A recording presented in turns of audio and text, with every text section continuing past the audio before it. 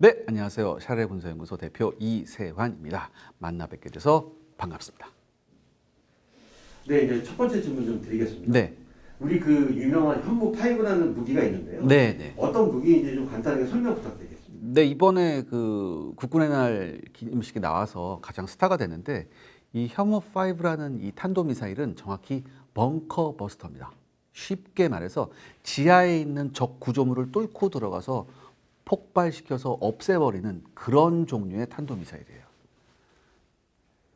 자, 그 현무5가 이제 30분이면 네. 평양이 초토화 된다. 네. 북한의 이제 방어 체계를 포함해서 이제 뭐 설명을 이제 부탁을 좀 드려야 될 것 같은데 네. 어떻습니까? 이런 얘기 굉장히 많죠. 이제 사실상 북한은 이제 핵 보유국이고 그래서 뭐 북한이 전술 핵을 쏘면은 뭐 서울이 불바다가 된다. 그렇기 때문에 우리도 뭐 여기에 대응하는 게 뭐가 필요하다. 그래서 현무5를 만들었다. 이런 얘기가 있는데 현무5는 제가 방금 말씀드렸듯이 지하를 뚫고 들어가서 폭발하는 벙커버스터예요. 그러니까 뭐 평양 시내에 떨어져서 평양 전체를 불바다로 만들고 그런 게 전혀 아닙니다. 그렇다면 우리가 여기서 봐야 될 게 뭐냐면 도대체 왜 벙커버스터인 이 현무5를 만들었냐 이걸 우리가 이해를 해야 되거든요. 보도를 보셔서 알겠지만 이 현무5는 탄두가 8톤이에요. 그러니까 어마어마하죠. 보통 단거리 탄두미사일의 탄두가 뭐 한 500kg짜리도 있고요. 1톤짜리도 있고 보통 1.5톤을 잘 안 넘어요. 그런데 이 단거리 탄도미사일에다가 8톤의 탄두를 달았다. 이건 어마어마한 거거든요. 즉 이 8톤의 탄두를 달고도 이 단거리 미사일이 350km를 날아간다는 겁니다. 그럼 도대체 이 벙커버스터 이렇게 무거운 벙커버스터를 왜 만들었을까? 이 북한은요 지금 대부분의 시설이 지하와 갱도화돼 있습니다. 그렇기 때문에 모든 북한의 핵시설, 그다음에 뭐 공장, 그다음에 김정은 벙커까지 굉장히 깊이 있어요. 심지어 뭐 지하 150m까지 파고 내려갔다 이런 얘기도 있거든요. 그렇다면 이러한 북한의 주요 시설들을 어떻게 파괴할 것인가? 통상적인 미사일 쏴서는 이걸 파괴하기가 굉장히 힘들어요. 그리고 통상적인 비행기에서 떨어뜨리는 벙커버스터로도 파괴하기가 쉽지가 않습니다. 그렇다면 뭐가 필요하냐? 이런 것을 다 뛰어넘는 괴물 벙커버스터가 필요하다. 이런 결론을 내려서 이 현무5를 만든 거죠. 그러니까 이 8톤이 쉽게 말해서 지하 한 3, 40m를 뚫고 들어가서 폭발을 하게 되는데 이 8톤이 그럼 전부 다 폭약이냐? 아니에요. 이 8톤 중에 6톤 정도는 고강도 강철입니다. 그러니까 굉장히 무거운 강철을 마하 10 이상의 엄청난 속도로 땅에 꽂아버리는 거예요. 그럼 엄청나게 뚫고 들어가겠죠. 그 다음에 여기서 또 중요한 게 뭐냐면 이 고강도 강철이 우리가 생각하는 그냥 보통 강철이 아니라 굉장히 특수한 강철이에요. 그래서 굉장히 특수한 강철에서 이 특수한 강철이 콘크리트고 뭐고 다 부시고 들어간다는 얘기예요. 여러분 생각을 해보세요. 마하 10이라는 어마어마한 속도로 강철이 부딪히는데 이 강철인들 온전할까요? 이 강철도 굉장히 많이 손상이 되겠죠. 그런데 어느 정도 이 손상을 견디면서 목표한 지점까지 뚫고 들어가야 됩니다. 이러기 위해서는 굉장히 고강도 강철이 필요하고 이 현무5에서 우리가 가장 주목해야 될 건 이 엄청난 탄두를 손상되지 않고 원하는 점까지 뚫고 들어가서 폭발시키는 이러한 기술력을 우리가 눈여겨봐야 됩니다. 그러니까 이 전체 8톤 중에 한 6톤 정도가 이런 고강도 강철이고요. 나머지 2톤은 뭐냐? 나머지 2톤은 폭약이에요. 그럼 왜, 그러니까 앞에 6톤이 있고 뒤에 폭약이 있는 거죠. 그럼 도대체 왜 이렇게 만들었을까? 굉장히 궁금하잖아요. 이거죠. 사실상 이 현무가 지하 100m, 150m까지 뚫고 들어가기는 쉽지가 않습니다. 현무라고 하더라도. 그런데 이 현무의 가장 중요한 기능 중에 뭐냐면 여러분 생각해 보세요. 벙커버스터가 뚫고만 들어가면 효과가 없습니다. 그리고 가장 중요한 게 뭐냐면 뚫고 들어가서 이게 땅이나 혹은 고강도 콘크리트를 뚫고 들어가서 빈 공간을 만나게 되면 거기서 폭발을 해야 돼요. 그래야지 효과가 크잖아요. 그런데 북한 애들이 이런 뭐 우리가 만든 거건 혹은 미국이 만든 거건 이런 벙커버스터를 굉장히 싫어요. 북한이. 얘네가 원래 두더지 습성이 있어서 항상 땅으로 파고 들어가잖아요. 그런데 얘네도 아는 거예요. 아, 빈 공간이 있으면 거기서 터진다. 이걸 알고 있습니다. 그러니까 여기서 중요한 게 뭐냐면 빈 공간을 정확히 탐지해서 폭발시키는 이런 기술도 중요하거든요. 근데 북한이 어떻게 했냐? 특히 김정은 벙커 같은 경우에는 위에다가 빈 공간을 여러 개 만들어놔요. 그럼 첫 번째 빈 공간에서 팡 터져버리면 밑에 있는 김정은은 살겠죠. 북한 지휘부는 살 거예요. 그래서 어마어마한 6톤짜리 고강도 강철을 만든 다음에 그 뒤에다가 폭약을 2톤을 설치한 거예요. 이 2톤이 폭약이 같이 폭발하면서 무슨 효과가 있냐? 인공 지진 효과가 있습니다. 그럼 어떻게 되겠어요? 얘네가 폭발해서는 살아남더라도 얘네도 어디로 나가야 될 거 아니에요. 어디로 나가려면 이제 통로가 있겠죠? 그런데 이 인공 지진 효과로 이 통로가 전부 다 부서져 버립니다.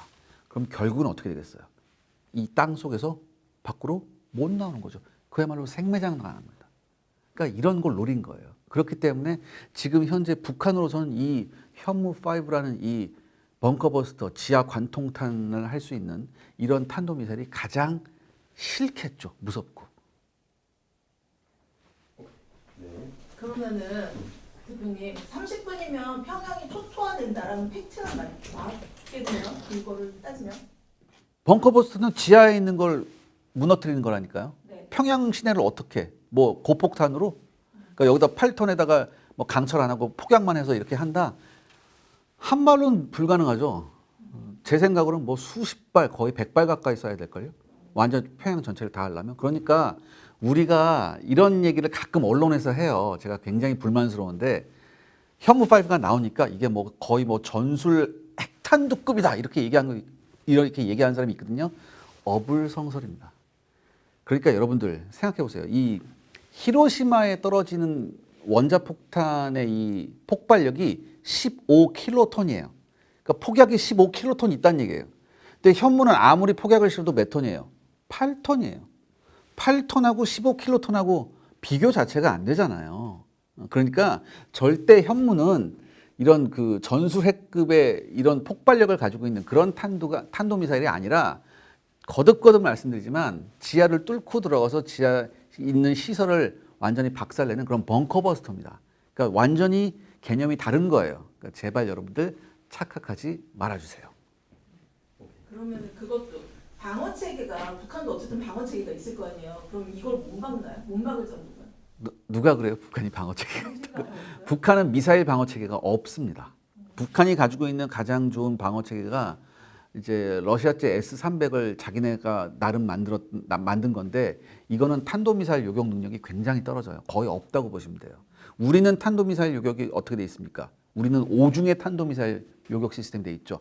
북한의 탄도미사일이든 아니면 장거리 방사포든 그다음에 장거리 뭐 장사정포라고 있죠. 그런 거 그러니까 우리는 북한이 쏘는 모든 걸 막아내기 위해서 이 방어 시스템을 5중으로 해놨어요. 세상에 이런 나라가 없어요. 이스라엘하고 우리나라밖에 없는데 우리 시스템이 이스라엘 것보다 좋아요.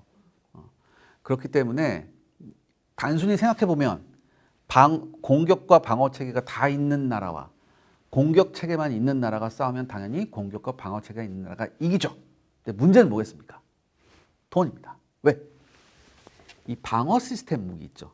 그러니까 적 탄도미사일을 요격하거나 뭐 적 장사정포를 요격하는 이 방어 시스템 무기는 공격 무기보다 최소한 10배, 많게는 100배 비싸요.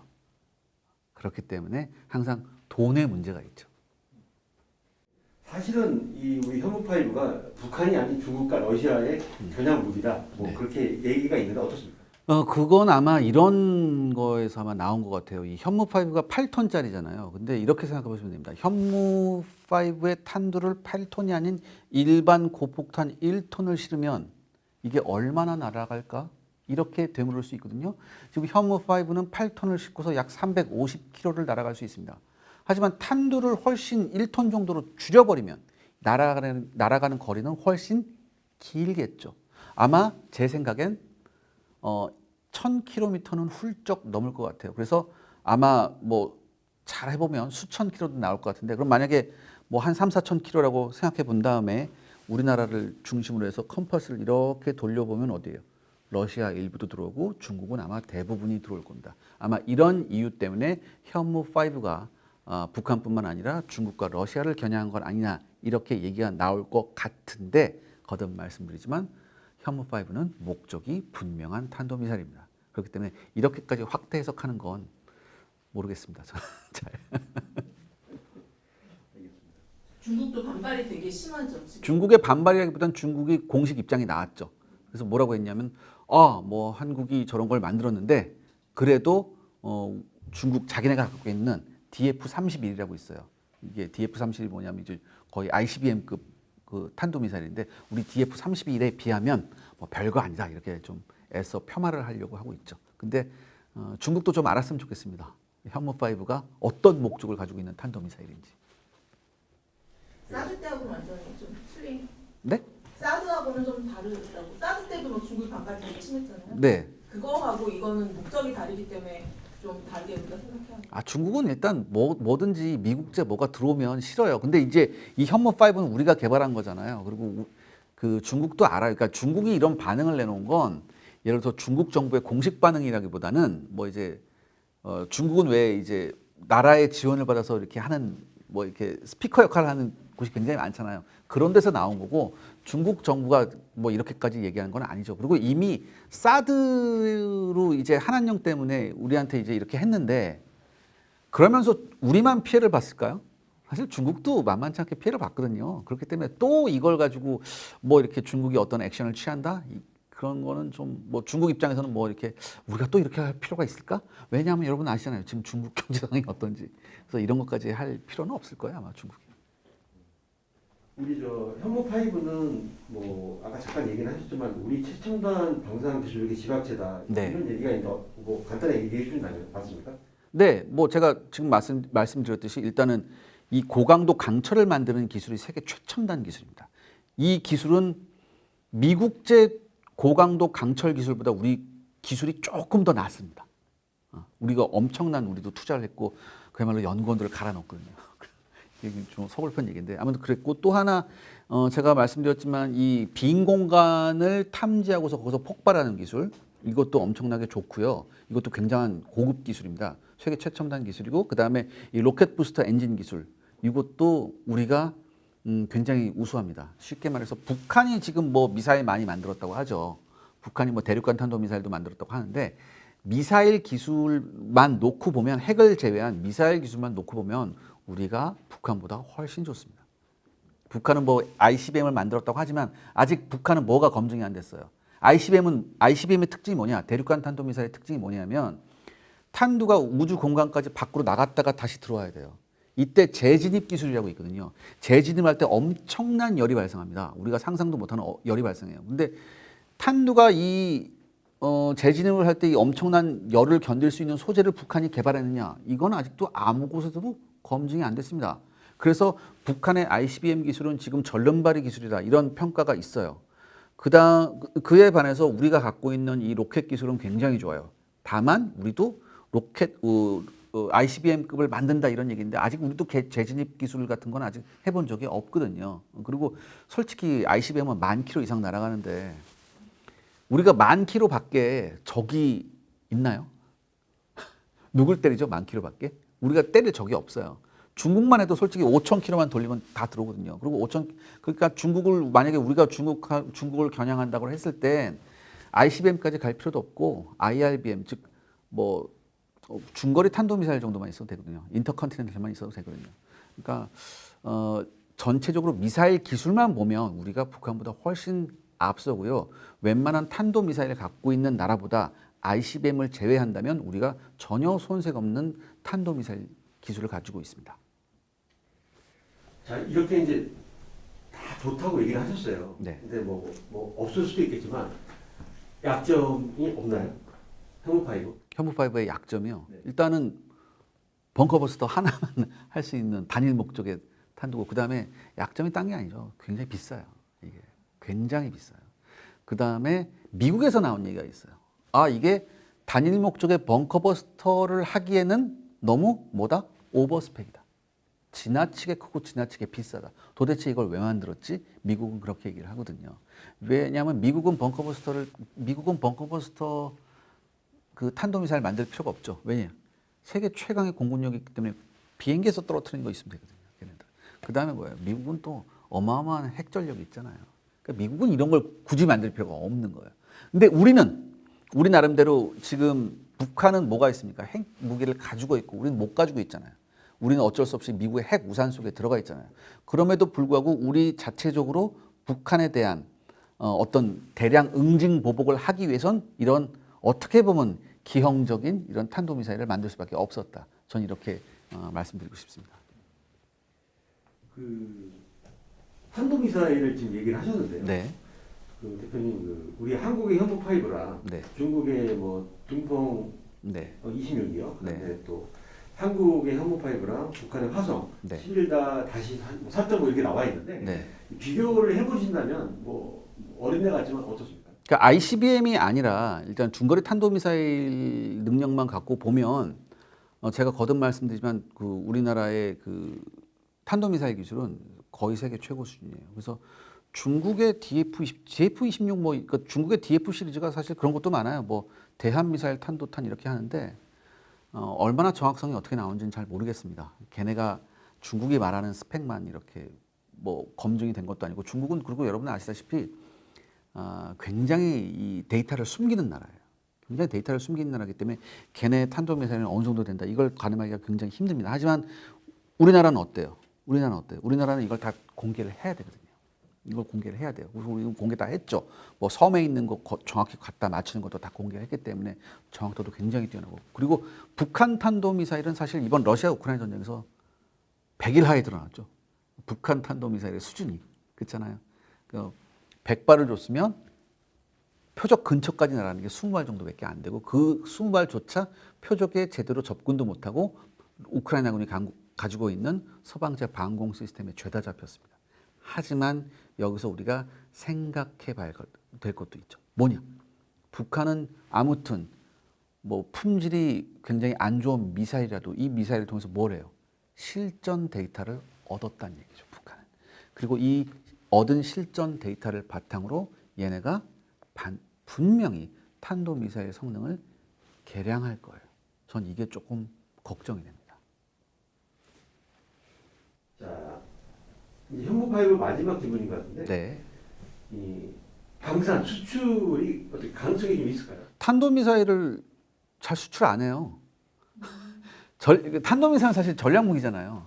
이 전략무기 같은 걸 잘 수출을 안 해요. 지금 북한이나 뭐 이런 깡패 국가들 보통 이제 굉장히 권위주의적인 국가들이 서로 탄도미사일을 주고받죠. 그리고 북한도 자기네 미사일을 수출한다기보다는 러시아니까 당장 급하니까 수출하라고 해서 수출한 건데 사실 기술을 수출하죠. 이란 같은 곳, 파키스탄 같은 곳에서. 그래서 이 반대급부로 뭘 얻어내든가 이렇게 하고 이렇게 뭐 자유민주주의 국가, 국제 질서를 지키는 국가들은 사실 탄도미사일을 파는 게 거의 그런 예가 없어요. 뭐 단거리 지대지 전술 미사일 같은 걸 팔 수는 있어도 예를 들어서 에이타킴스 같은 거 이런 걸 팔 수는 있어도 전략 탄도미사일 뭐 이렇게 괴물 탄도미사일을 팔지는 않죠. 이거는 좀 어불성설이에요.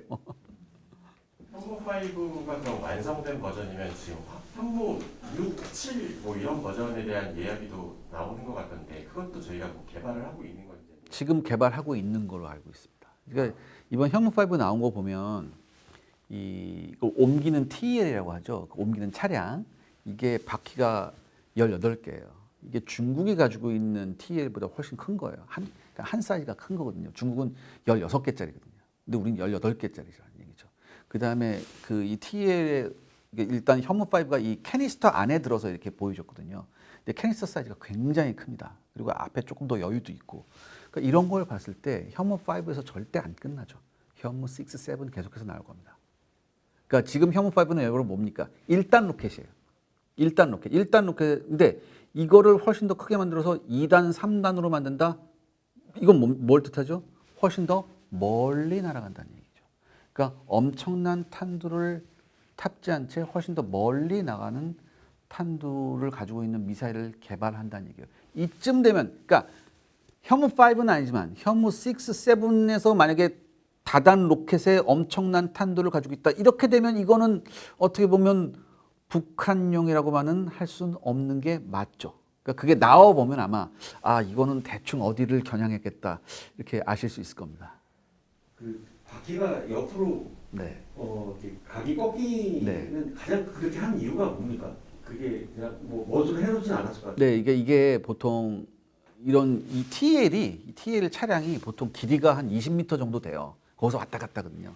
그런데 외국의 외국의 열병식 보면 그냥 직선으로 가잖아요. 그러니까 이게 뭐냐면 조향 장치가 이 운전석 쪽밖에 없어요. 보통 트럭 같이. 근데 현무는 갑자기 가다가 모든 바퀴가 꺾이면서 모든 바퀴에 조향 장치가 있어서 갑자기 꺾였다는 얘기죠. 전 이거에 어마어마한 의미가 있다고 봅니다. 왜냐하면 여러분들 이거 보세요. 만약에 그런 엄청난 크기의 TL에 실려 있는 미사일이 딱 나오면 우리가 북한 미사일 딱 나왔을 때 뭐부터 했어요? 아, 지금 북한의 도로 사정상 저 TL이 갈 수 있는 곳은 어디까지다. 이게 딱 나와요. 딱 나오거든요.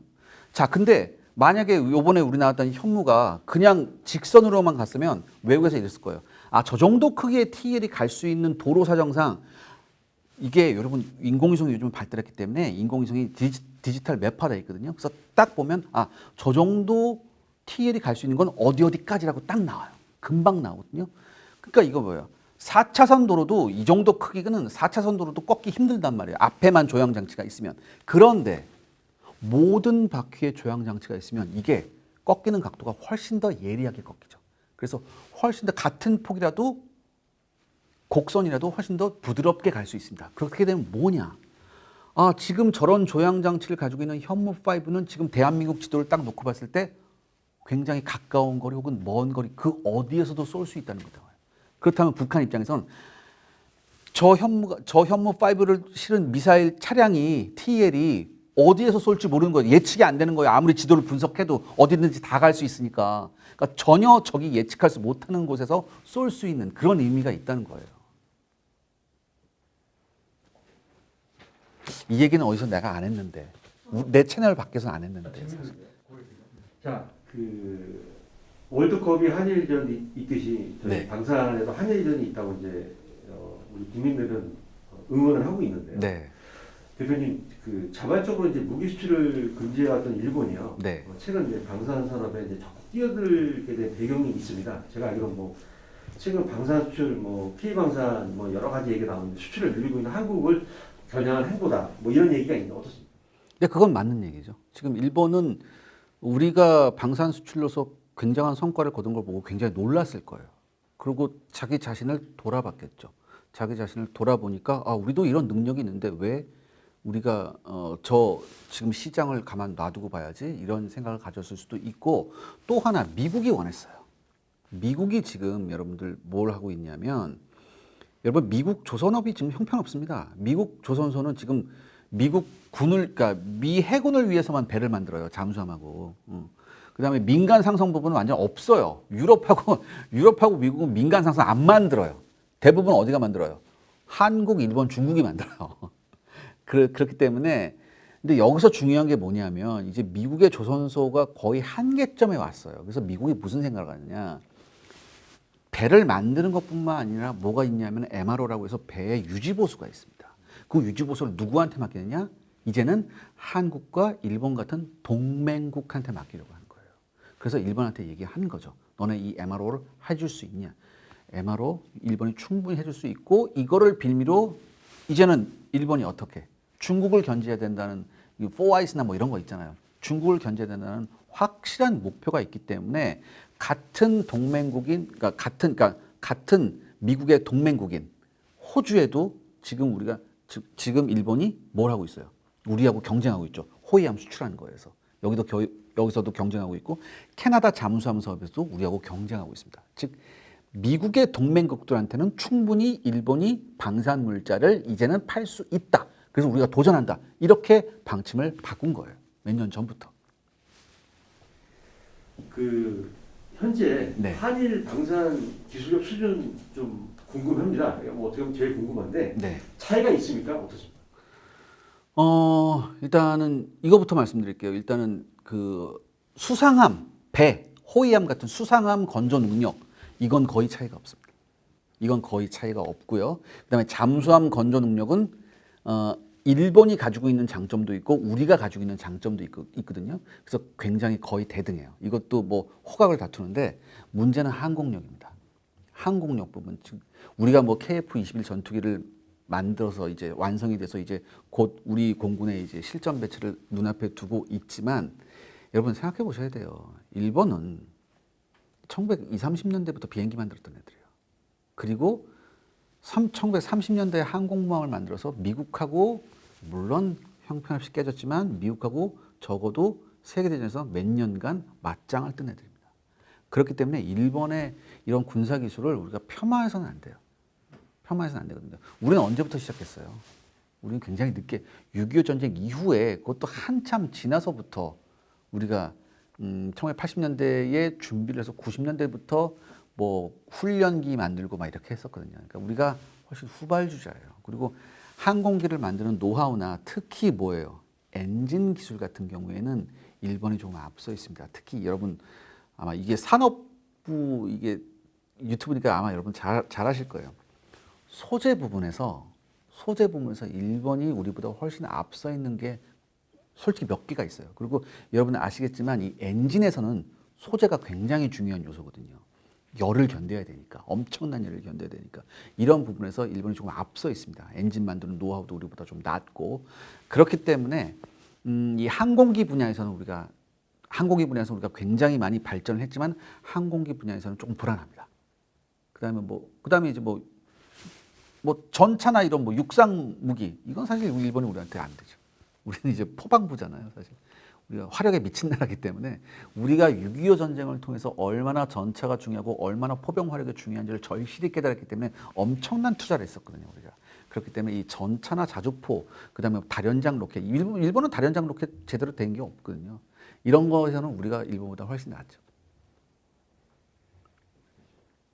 자, 아까 잠수함 얘기를 잠깐 하셨어요. 네. 근데 그 대표님 근데 최근 이제 방산 수출의 가장 큰 관심 중 하나가 네.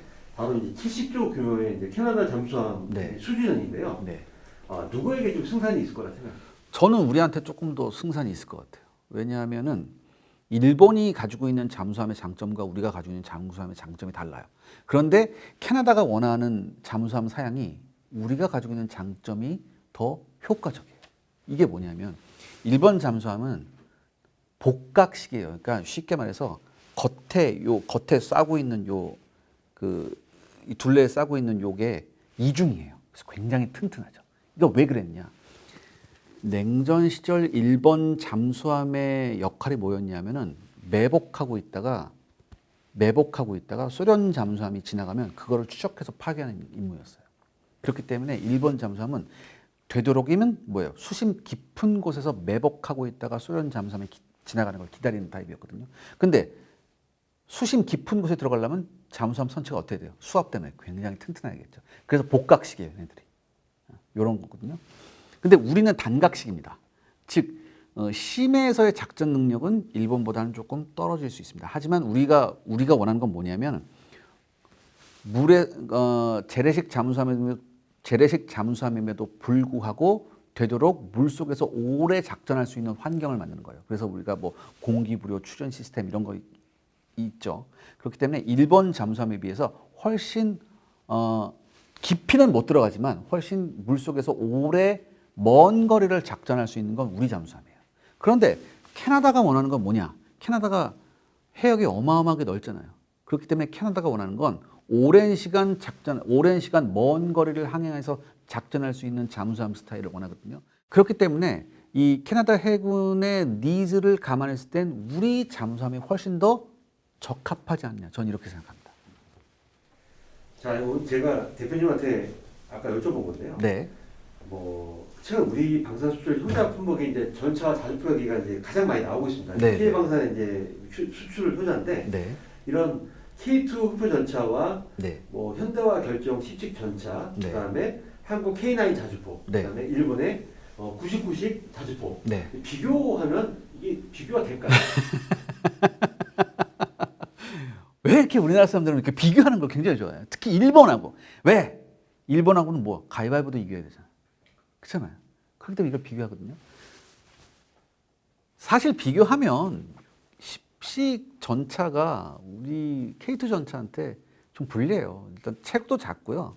10식 일본의 10식 전차는 가벼워요. 그렇기 때문에 이 전차가 가볍다는 건 뭐냐면 그만큼 장갑의 두께가 얇다는 얘기예요. 그렇기 때문에 누가 먼저 보고 누가 먼저 쏘냐 그렇게 중요하지만 방어력 면에서 K2 전차가 훨씬 낫거든요. 그렇기 때문에 붙으면 우리가 이길 확률이 많고 그 다음에 일본의 99식 자주포, 그 다음에 우리나라 K9 자주포. 이건 일단 좀 이렇게 하면은 K9 전역한테 좀 자존심 상한 거죠, 사실. 지금 판매량 세계 1위고 K9은 지금 99식 따위는 라이벌이 아니에요. K9의 라이벌은 독일제 PZH 2000이에요. 그러니까 이거예요. 여러분, 독일제 PZH 그러니까 우리 K9이 호랑이라면 독일제 PZH 2000은 약간 그 티라노사우루스 같은 애예요. 대신 가격이 더럽게 비싸죠. PZH 한 대를 살 가격이면 K9 두 대에다가 탄약 차량 있죠. 그 K10 탄약 차량. 그거 한 세트까지 살 수 있어요. 그러니까 누구를 사겠어요. 그러니까 이제 그리고 1번째 99식은 안 팔려요. 아무도 안 사고요. 그러니까 그거는 조금 비교한다면은 이거 도대체 왜 비교를 해야 되지? 이런 얘기를 제가 하고 싶어요. 자, 그러면 제가 이제 시나리오 얘기는 제가 대표님하고 좀 재밌게 좀 얘기를 했어요. 네. 최근 뭐 일본이 전쟁을 할 수 있는 국가 얘기를 적어두면서 네.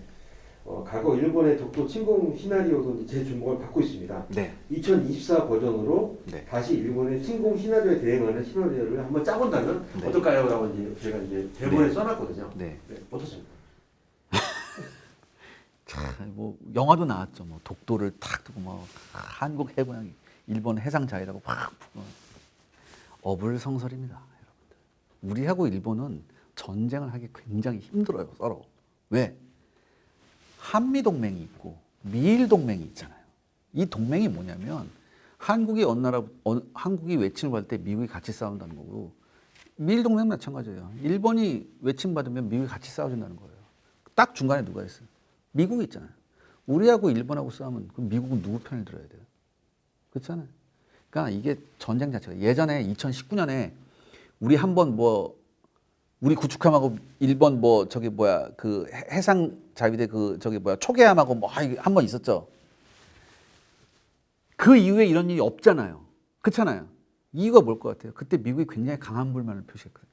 뭐 하는 거냐 지금 중국 앞에서 너네들.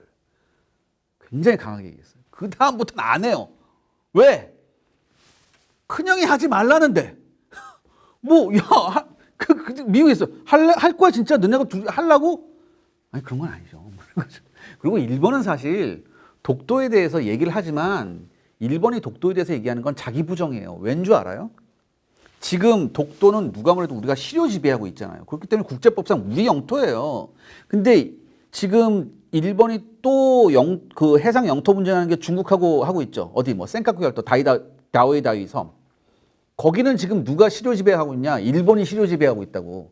그래서 일본의 논리가 뭐냐면 우리가 실효 지배하고 있기 때문에 국제법상 중국 너네들은 이거 아니야 이렇게 얘기하고 있잖아요. 똑같은 걸 지금 독도에다 갖다 놔봐. 그럼 자기 부정하는 거예요 이게. 그러니까 뭐예요? 얘네가 선거 때마다 이런 거 하잖아요. 아니면 어떻게 표 받으려고 막 이런. 그러니까 거기에 우리가 일일이 민감하게 반응을 할 필요가 없어요 사실.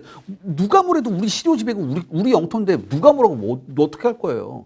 거기다 Sea of Japan 이렇게 해서 도발한다. 그다음에 리앙크로라고 해서 이렇게 다 한마디로 제가 했을 땐 도그 스피커입니다. 그러니까 이런 거는 괜히 신경 쓸 필요가 없어요, 사실.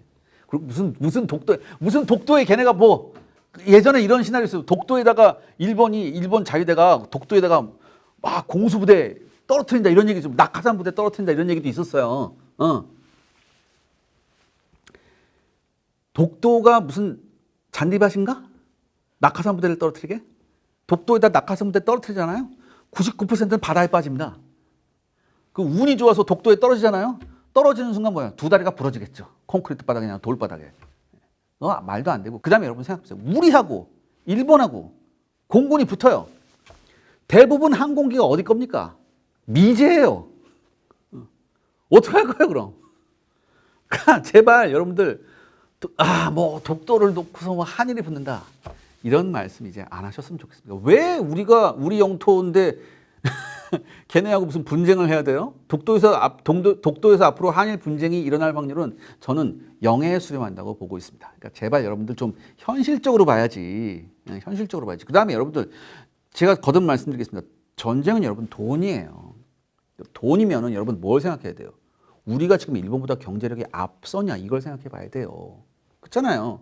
근데 아직 우리가 솔직히 말해서 GDP가 일본 2분의 1 안쪽으로 못 들어갔어요. 이렇게 현실적인 거 생각해 봐야 되는 거 아니에요. 그때까지는 우리나라 사람 치고 일본 좋아하는 사람 어디 있어? 진짜 한지 진짜 야, 생각 같아서는 진짜 그런데 그럼에도 불구하고 일단은 일본 GDP의 2분의 1 안쪽 들어갈 때까지는 좀 가만히 있자 이거지. 그 다음에 우리가 장부 계산해도 돼요. 그때 가서 지금 벌써 이렇게 할 필요 없다고. 그때 가서 우리가 야 너네들 우리하고 장부 계산 다시 해보자. 너네 그거 가져와. 우리하고 맞춰보게. 이렇게 해서 차근차근 밟아도 돼요. 그러니까 그때까지는 조금만 참자 이거죠. 괜히. 저 추가 질문하고 싶은 게 있는데 네. 혹시 대표님이 생각하기에 우리 K방산이 수출 효자 종목이 됐잖아요. 네. 근데 앞으로 이제 주목받지 못했던 이런 쪽의 무기나 그러니까 이제 좀 소개해 줄 만한 뭐 이런 게 있으실지 그러니까 이런 무기가 앞으로 좀 더 우리가 지금 개발이 잘 되고 있어서 앞으로 요거 수출 효자 종목이 될 수 있을 것 같다고 이런 거 내용 정보가 있으면 좀 얘기해 주시면 재밌을 것 같거든요. 지금 그런 얘기가 나왔기 때문에 제가 말씀드리는데 K방산의 앞날이 장밋빛만은 아닙니다. 작년부터 지금 특히 나토 국가들에서 견제가 들어오기 시작했죠. 그 다음에 여러분 폴란드 우리가 K방산의 성과가 컸던 데가 폴란드인데 폴란드가 정권이 바뀌면서 지금 뭐예요? 한국산 무기 수입한 거에 대한 감사가 들어갔어요. 새 친정부가. 그러니까 우리가 여러분들 이거 생각해 봐야 돼요. 우리가 지금 무기가 성능만 좋으면 잘 팔리겠지 이렇게 생각하시면 안 되고요. 이 무기 사업이라는 건 정치적으로 굉장히 민감합니다. 국제 정치의 룰에 따라서 엄청나게 변하거든요. 그 다음에 여러분들 이 유럽의 나토 국가에 무기를 판다는 것은 전통적으로 유럽 나토 국가에 무기를 팔아왔던 국가들 있잖아요. 대표적으로 독일, 프랑스, 영국 같은 나라들 이런 나라하고 본격적으로 뭘 해야 된다? 경쟁해야 된다는 얘기예요. 우리가 K방산이 지난 몇 년간 한 2, 3년간 잘 나갔던 이유는 이런 틈새 시장을 노렸습니다. 왜냐? 그동안 평화의 시절이었기 때문에 이런 나토의 무기를 생산하는 국가들이 공장 라인을 굉장히 많이 폐쇄했어요. 그래서 싼 나라로 뭐 그리스 같은 데로 옮겨서 생산 요건이 굉장히 안 됐어요. 근데 러시아 우크라이나 전쟁이 터지면서 갑자기 안보 이슈가 확 오니까 당장 구할 무기가 없었단 말이지. 그래서 그 틈새를 우리나라가 비집고 들어간 거예요.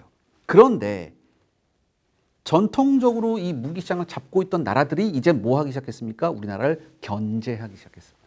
이 견제하는 앞으로 이 상황을 우리가 어떻게 극복해야 되느냐 이게 중요한 거예요 지금. 이 견제를 어떻게 극복해야 되느냐. 그리고 여러분들 무기를 팔려면 여러분 이거 생각해 봐야 돼요. 보통 무기를 사려고 하는 나라는 어떤 나라들이에요? 자기들이 무기를 못 만드는 나라들이에요. 그리고 자기들이 무기를 못 만드는 나라는 어떤 나라들이 많아요? 개발도상국들이 많습니다. 그런데 이 개발도상국들한테 무기를 팔았을 때 제대로 자금을 받아낼 수 있느냐. 이거는 또 다른 문제거든요. 여기에 대해서도 우리가 좀 더 많은 연구를 해야 돼요. 무조건 캐시로 줘. 무조건 뭐 이렇게 해줘. 이게 안 되고 여러 가지 받을 수 있는 여러 가지 옵션을 굉장히 많이 해놓은 다음에 잘 받아내는 게 굉장히 중요해요. 근데 이 우리나라 K방산 잘 나가지만 이 돈을 잘 받아내는 거에는 아직 우리가 노하우가 부족합니다. 그러니까 정부 관계자들이 그 산업계하고 머리를 맞대고 이렇게 잘 받아낼 수 있는 굉장히 유연한 방법도 많이 찾아야 될 것 같아요. 그리고 앞으로 견제가 이렇게 들어오면 우리가 어떻게 비교 우위를 보이면서 우리가 이 견제를 뚫어낼 수 있냐. 이걸 연구하는 것도 굉장히 중요합니다. 이렇게 돼야만 반도체에 이어서 우리 K방산이 또 다른 수출 효자 종목이 될 겁니다.